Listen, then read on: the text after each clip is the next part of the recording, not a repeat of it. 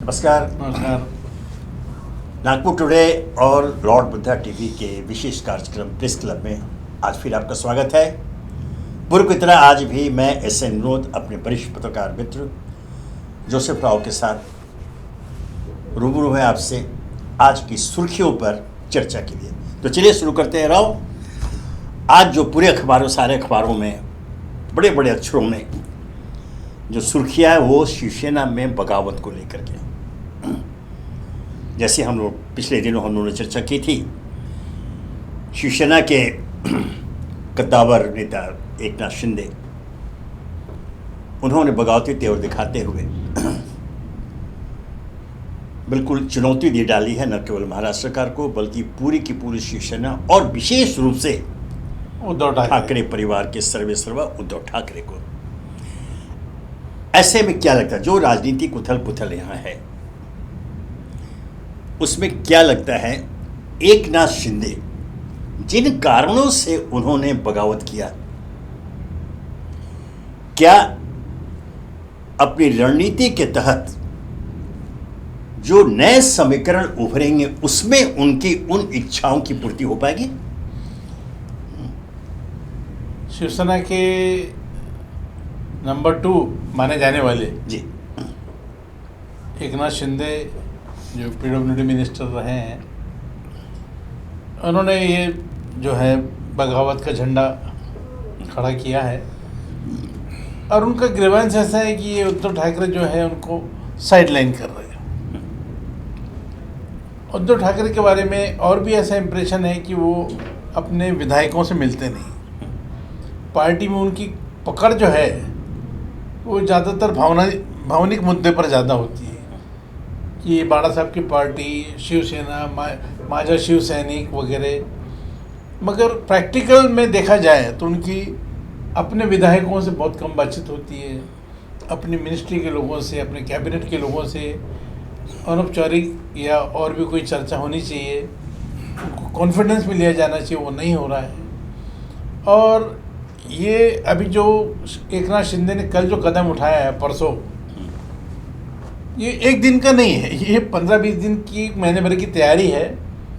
और उन्होंने मन बना लिया था कि अपने को अभी ये एक रास्ता चुनना पड़ेगा। अगर उद्धव जी के साथ ज़्यादा दिन रहे तो अपना जो भविष्य है यहीं तक सीमित रह जाएगा। और एम्बिशियस होना कोई गलत भी नहीं है। और उन्होंने अपनी पूरी तैयारी कर ली और विधायक उनके साथ जुड़ते गए, मंत्री भी जुड़ते गए। और अभी आज की स्थिति ऐसी है कि कहा जाता है कि 40 विधायक उनके पास आ गए, 55 में से 40, मैंने आधे से ज़्यादा उनके पास। अभी बचे क्या 15 लोग शिवसेना 15 में हैं। उसमें शिवसेना उद्धव जी और आदित्य को छोड़ दिए तो 13 ही लोग बचते हैं उनके। तो ये 40 लोग अभी गुवाहाटी में जो है वो डेरा जमाए हुए हैं। वहाँ के कजरिंगा पार्क में और बाकी जगह घूमने की उनकी व्यवस्था भी की जा रही है। और ये जो है, ये जो बगावत है, इसके बारे में कहा जाता है कि उनको उद्धव जी को शरद पवार साहब ने कुछ अखबार में रिपोर्ट दिया है, उनको आगाह किया था कि आप अपने विधायकों से मिलते रहिए। मगर जैसा कि कुछ लोगों में डिमेरिट रहता है, कुछ लोगों को समझ भी नहीं आता है कि हमने क्या करना चाहिए। हमको सत्ता तो मिल गई, हम मुख्यमंत्री तो बन गए, पर ये पर टिकाए रखना ये बहुत ज़रूरी है। शायद उसमें वो कामयाब नहीं हुए और विधायक उनसे दूर होते गए, कुछ लोगों की नाराज़गी बढ़ती गई। और इसका फ़ायदा एकनाथ शिंदे ने उठाया। जो पॉलिटिक्स में सब जायज़ है, all fair in love and war जैसे बोलते हैं, पॉलिटिक्स में कोई परमानेंट एनिमी नहीं है और कोई परमानेंट फ्रेंड नहीं है। बिल्कुल सही, आपके बात से सहमत हो। अब इसमें एक जो दिलचस्प तथ्य उभर कर आया है, अपने विधायकों के साथ एकनाथ शिंदे पहले कहाँ गए? सूरत गए, गुजरात, भाजपा शासित गुजरात। अब कहाँ गए हैं?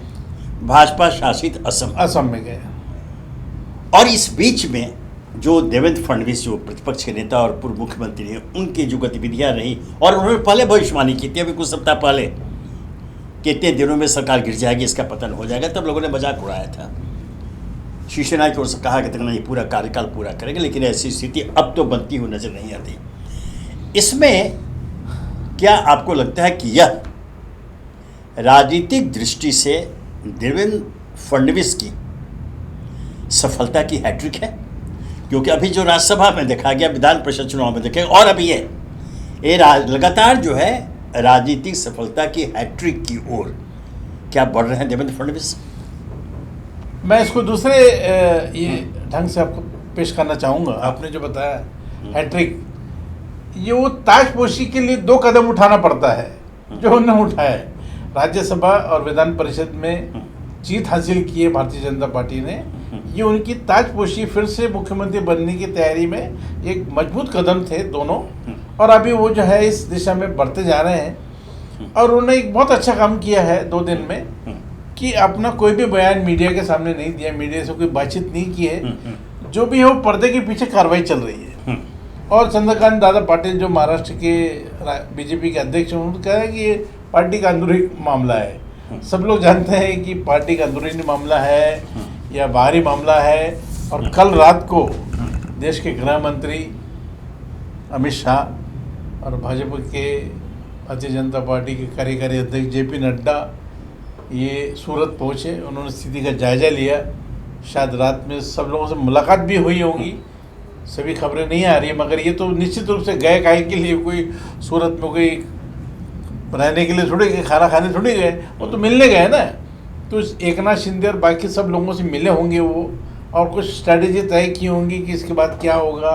अभी आपको 2 दिन के लिए या जितने दिन, मालूम नहीं कितने दिन का प्रवास है उनका, अभी उनको गुवाहाटी में रखा गया है। और जब संख्या उनके पास निश्चित हो जाएगी, सब स्ट्रैटेजी तय होगी, तब वो महाराष्ट्र के राज्यपाल से अपना संपर्क करेंगे।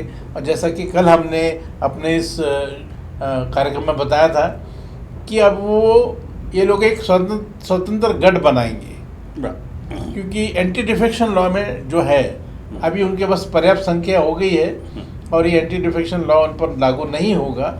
और वो एक स्वतंत्र गढ़ बनाएंगे, और भाजपा को समर्थित जो सरकार है देवेंद्र जी के नेतृत्व में शायद फिर से आ जाएगी।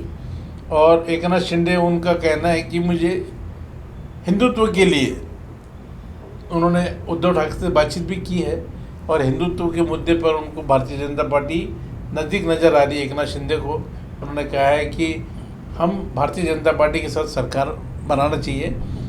और मगर ये संभावना ये कल की थी, और अभी उनके मन में क्या है सबको मालूम है। उद्धव सरकार की अभी सरकार के बचने की संभावना कम है। जो भी होगा, अभी भाजपा को समर्थन देने के बाद में जो सरकार बनेगी, शायद देवेंद्र जी के नेतृत्व में वही सरकार रहने वाली है। और ये 1-2 दिन में ये सब कार्यक्रम हो जाएगा। अभी इसमें कल शिवसेना के नेता संजय राउत ने एक हास्यास्पद बयान भी किया है। ये पॉलिटिक्स में सब चलता है। उन्होंने कहा सूरत में कुछ हमारे सेना के आमदार फंसे और हमको फ़ोन कर रहे कि हमें सूरत से निकालो।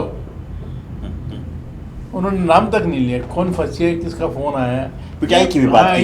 ये तो कुछ बातें ऐसी मनोरंजन की भी लिए रहती है कि हमको फ़ोन आ रहे हैं निकालो करके, और ऐसा कुछ नहीं है। और एक ट्वीट एकनाथ शिंदे का भी आया कि हम बाला साहब की शिवसेना जो है उसको आगे बढ़ाना चाहते हैं, उनकी विचारधारा के साथ में है वगैरह, उनके हिंदुत्व के साथ है। मगर अभी इसका ना एकनाथ शिंदे की तरफ से खुलासा आया कि ये मैंने किया नहीं किया। ये इस गेम में ये सब चलता है। और अभी देखना ये है कि ये लोग अभी गुवाहाटी में कितने दिन रहते हैं, और वहाँ से ये आगे का कार्यक्रम क्या होता है। मगर ये बात तो निश्चित है, उद्धव ठाकरे ने कल कोशिश की अपने 2 साथी, उनके जो सचिव है नार्वेकर और एक अन्य व्यक्ति को, पाठक जी को भेजा है उनको शिंदे जी से बात कराने के लिए। और कहा जाता है कि उद्धव ठाकरे की श्रीमती जो है रश्मि ठाकरे, उन्होंने भी एकनाथ शिंदे से बात किया फ़ोन पर। ये सब भावनिक मुद्दा है। किसी व्यक्ति ने कोई पॉलिटिकल कदम उठाया है तो अभी वो भावनाओं को छोड़कर निकला है ना, ये तो उन्होंने भी सोचा होगा ना। बिल्कुल, ये भावना के मुद्दे पे ज़्यादा दिन चलता नहीं है। ये माझी शिवसेना, माझे बाला साहेब, हिंदुत्व, अब ये जो है बाल ठाकरे साहब की सरकार जो है, उन्होंने जब बनाई थी पहले, उस समय भी ये रिबल हुआ तो लोग, छगन भुजबल 91 में निकले थे। हाँ।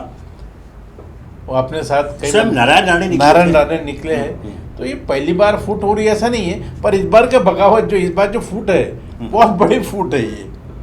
ये पार्टी को ये काफ़ी नुकसान इससे होने वाला है। ये तो शिवसेना के एक्चुअली अस्तित्व का भी सवाल है, उसके अस्तित्व का अस्तित्व सवाल का भी है। संकट पैदा। बहरहाल अब आप आगे बढ़ते हैं यह मान करके कि महाराष्ट्र में वर्तमान शिवसेना की सरकार का पतन लगभग तय है।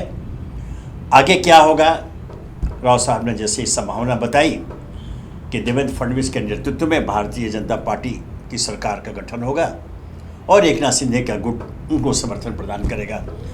चलिए अभी उसकी प्रतीक्षा करेंगे। अब आगे बढ़ते हैं। राव साहब, पुनः हम राष्ट्रपति के चुनाव के ऊपर, चूंकि अब भारतीय जनता पार्टी ने अपने उम्मीदवार की जाहिर घोषणा कर दी है और एक पहली आदिवासी महिला द्रौपदी मुर्मू को अपना उम्मीदवार बनाया है।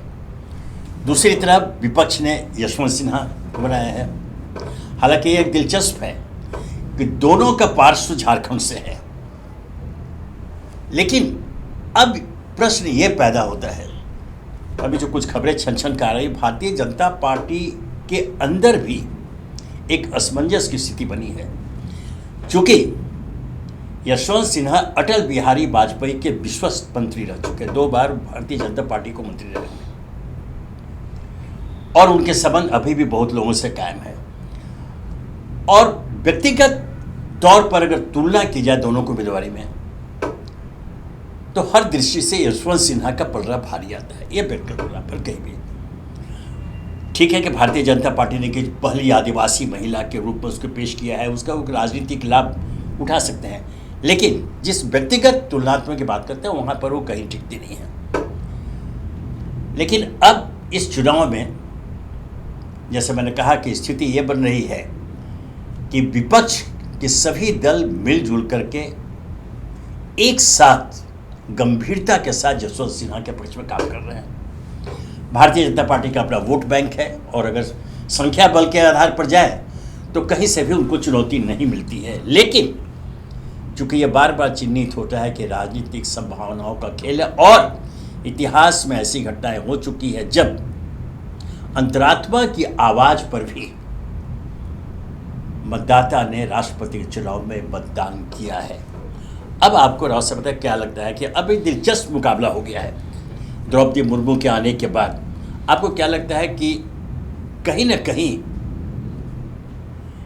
ये चुनाव परिणाम अप्रत्याशित भी हो सकते हैं?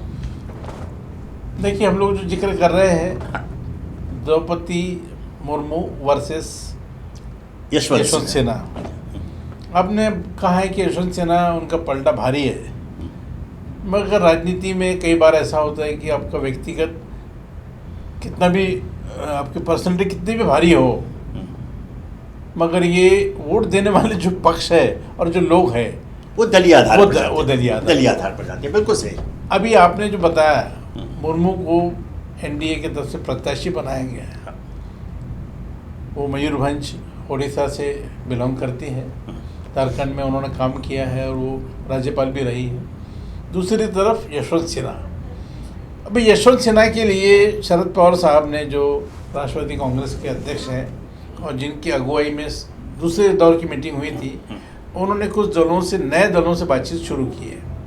जैसे आपके अरविंद केजरीवाल से वो मनाने की कोशिश कर रहे हैं और टीआरएस के चंद्रशेखर राव उनसे बातचीत करने की कोशिश कर रहे हैं, और इसी तरह जगन रेड्डी जो आंध्र के चीफ मिनिस्टर हैं उनसे बातचीत की जा रही है। अगर इन तीनों का समर्थन मिलता है तो ये एक बड़ी बात होगी।